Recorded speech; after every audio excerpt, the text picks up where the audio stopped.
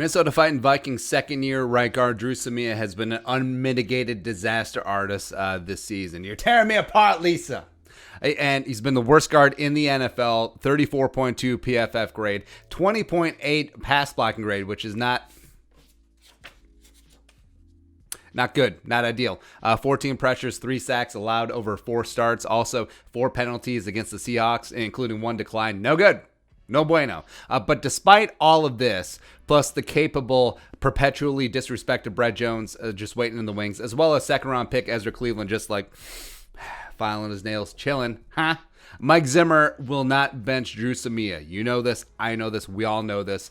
And plus, we all know the reason why. And it is not because, well, it's Rick Dennison and Gary Kubiak's call. I don't get involved. No. He is the head coach. If he wants someone benched, he should be able to do that. It's because Zimmer is too stubborn, too obstinate to make a change on the offensive line, despite clear evidence that there should be a change, right?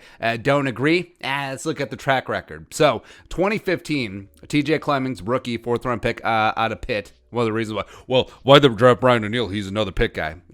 Scout the player, not the helmet. Anyway, he was one of the worst right tackles in the league. Then 2016, TJ Clemmings was the worst graded left tackle in the NFL at 46.9. Tied for most sacks allowed with 9. Also tied for third most pressures allowed with 58, which is impressive since he only played 14 games.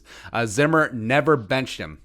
He was eventually forced off the field week 17 due to injury, giving way for Rashad Hill. That was when we had hope in Rashad Hill. But again, that was on the heels of his 2015 campaign where he gave up 54 pressures and 8 sacks as a rookie right tackle, which is not great. 2018, Pat Elflein was the worst center in football, 41.9 PFF grade, 33 pressures, 4 sacks, 7 penalties allowed. And then also the genius brain trust moved Mike Remmers from a decent right tackle to terrible right guard, 42 pressures, 7 sacks, 8 penalties. And also left guard Tom Compton, the pride of Rosemount, which we love, but he only got the job because he was Kirk Cousins' best friend, 34 pressures, 7 sacks, 6 penalties allowed. Those three were the worst interior offensive line in NFL history, and that's only slightly hyperbolic. It is. And of course, last year, left guard Pat Elflein, who went from being the worst center in the NFL to being a terrible left guard, racked up 32 pressures, 6 sacks, 8 penalties, and was just handed the right guard job, giving up 5 pressures and a sack week 1.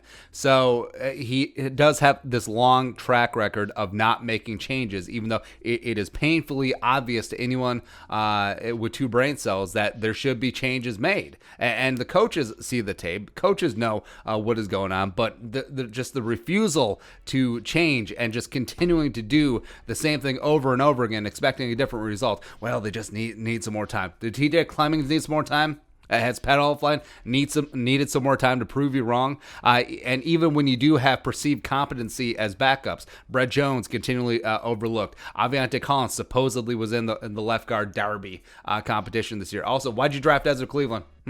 And also, if you're not moving him to guard, you moved him to guard. If you're not going to play him at guard, why'd you move him to guard?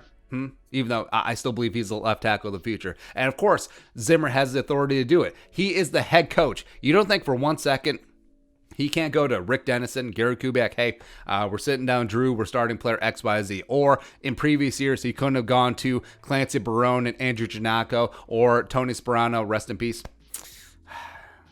God, that's just sad. Do you think that he could not have gone to one of them in the past and be like, hey, bench Clemmings, hey, bench Elflein, hey, we need to do something about Remmers and Tom Compton, huh? And if he couldn't, then why is he the head coach? If he doesn't have that authority, then why is he the CEO of your football team, huh? Questions abound there. And I honestly hope that he does see this, or he's like, hey, I'm going to bench Dru Samia just to own the libs, just to own the so-called media jackals. Do all that, because everyone knows that Samia is bad. And yes, with the line of thinking with Elflein is like, well, it couldn't get worse. Well, it did.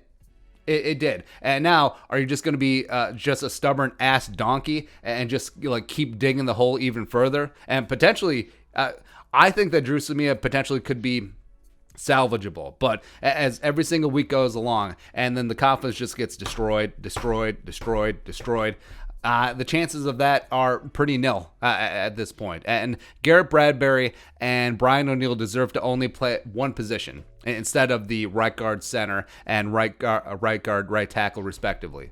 So it's a massive disservice to the rest of the offensive line, the rest of this offense, and the rest of this team to let this continue. And Dennison knows, Kubiak knows, Zimmer all know. Make the change. Make the change now. Zim, do it. But he probably won't. All right, but your thoughts. Dru Samia won't be benched. We all know why. It's because Zimmer's too stubborn. Let us know in the comment section below. Subscribe for daily Vikings takes. Want to support that work? Post on the Venmo. But until next time, Skol, production value.